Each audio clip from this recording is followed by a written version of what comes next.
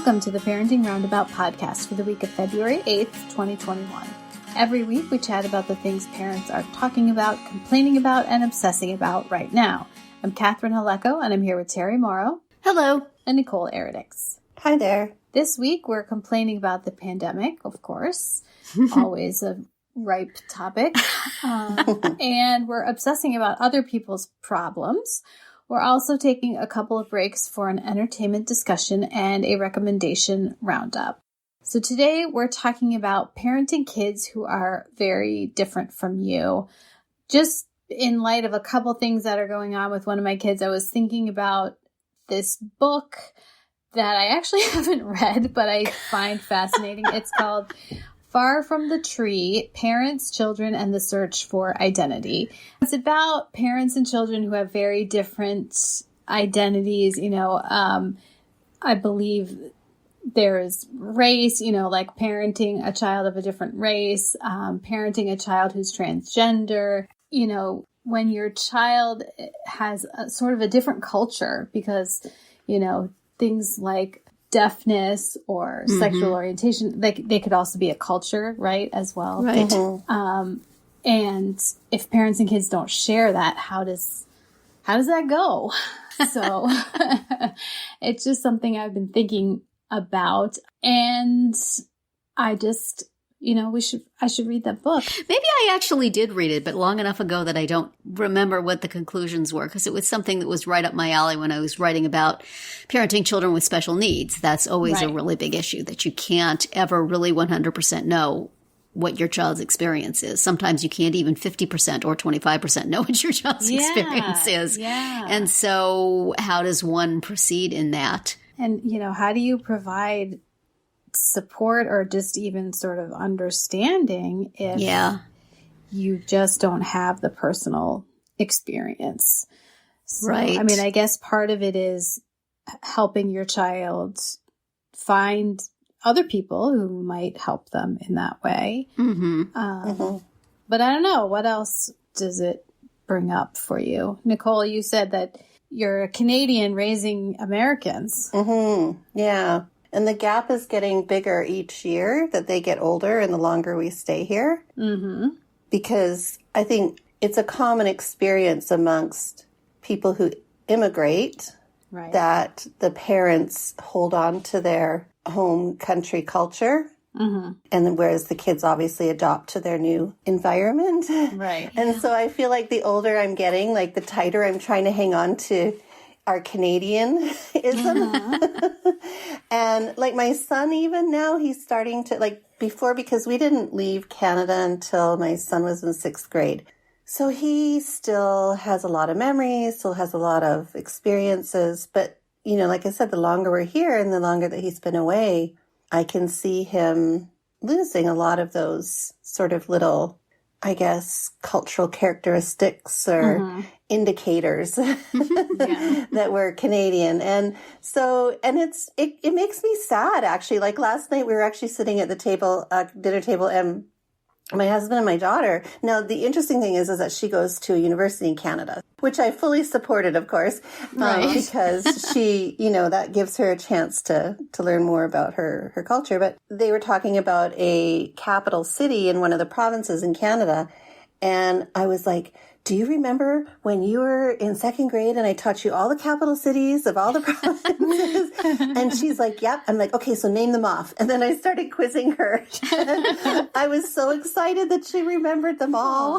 It was like just these little moments of like, yay, you still have some of it, it's not all gone. So yeah, it's very hard because it makes me sad, but at the same time, I'm happy for her because she's definitely, integrated into the society. I find that her speech has changed a lot, like her dialect has changed a lot over the years. So that's been an interesting transition. My sister makes fun of me because I, in 16 years in Wisconsin, have adopted kind of that upper Midwest accent.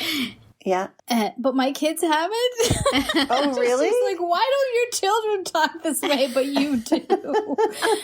I don't I think know. some people just pick up accents more quickly. Yeah. It's like if I listen to people speaking in a British accent for very long, I start talking that way. So there's a accent empath or something like that. Right. Yeah. Very, very in tune with it. Yeah. Yeah. Yeah. So I do struggle. I am actually actively struggling right now. I am in a state of active struggle because, I just kind of feel that loss. So that's my story. But I try to do what I can. Like I said, have these little pop quizzes at the dinner table. But anyway, how about you, Terry? Well, I mean, I think there's a degree that parents never can entirely relate to who their children are. It doesn't have to be something dramatic. It's just, I mean, I feel like I understand my daughter because the problems she has with me are exactly the same as the problems I had with my mom. But my mom wasn't in tune with it then, and I still say the wrong thing now. And so maybe it's just everybody is an individual, including parents, and everybody has their own story. And we can't, it just, if you could raise your child in exactly the same way and still not get them without any of these other issues. Right. The other issues make it a little more fraught, but I don't feel, I mean, both of my kids have disabilities, and I haven't felt that as being I can never understand their life because of their disabilities. I have felt it a little bit with my daughter with the adoption factor. You know, neither of them was in Russia for long enough to have any cultural ties to that. I wished they had. You know, I was so looking forward to when my daughter was able to speak English so she could tell me all about her life in Russia, and she remembers nothing. But at least not that she can access. But she does have different feelings about family than I do. And it is kind of difficult for me to relate. I mean, I grew up in a very close, loving family. I had a certain number of relatives around me. And I have developed, as we discussed in last week's ancestry discussion, a basic disinterest in the entire concept. It's like, I have my nuclear family. I'm good to go. I have a couple of friends. That's the family I need. The rest of it is just kind of there. Whereas my daughter, having been deprived of family in her early childhood and having a couple of significant disruptions, clings to people, even if those people are not good, in my opinion, good for her or healthy. And I keep telling her, just, you know, it's not important. Just stop trying to make something happen there. And she can't. And I know it's because of the wounds she has from her early disruptions. I absolutely get that. And at the same time, stop hurting yourself by trying to make relationships with these people. Really, it's okay. One day you'll get married, you'll have children, you'll have in-laws. It'll be fine. You'll have family again. But to her, it's just a desperate thing. So that is hard. That is someplace where, I mean, so many of the struggles she has, I can relate to. That one, I just can't. And I have really not a lot of patience for, which is bad.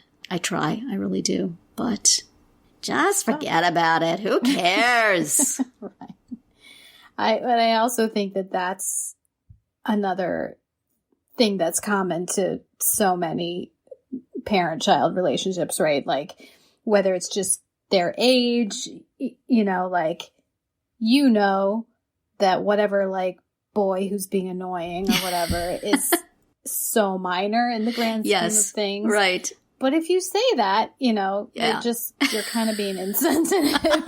That will not be appreciated by the young person. Because that's their whole thing right now. Right.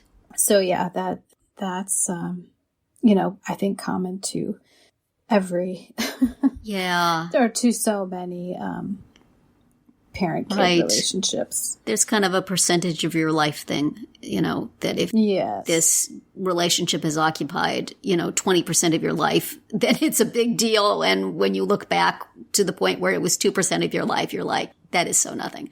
Yes. So from my elderly position, I can look back and say, this is not worth all the stress. Right.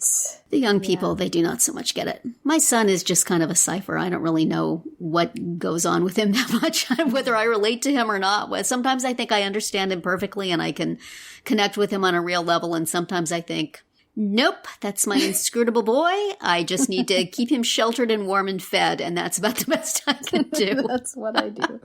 And that changes sometimes in the course of a day. So I just do my best to enjoy him just as he is, and whether he resents anything that I am not providing, he doesn't communicate it. So yeah. Alrighty then. I definitely find the teen boy inscrutable quite a lot of the time. Yeah, well, in our case, it's lasted till 27, but, Right. maybe one day he'll reach a point in his development where he can say, Mom, let's sit down and let me tell you all the things that I resent about you. But that has not happened yet. Keeps it to himself. Yeah, one of the things we're struggling with him is right now is like inability to ask for help or to tell us what he needs. Yeah. And it's, sometimes I'm like, oh, well, he doesn't need X or Y, or he doesn't want to do such and such a thing because he hasn't said anything. Oh, well, no, that's not it at all. And I have found out the hard way many times.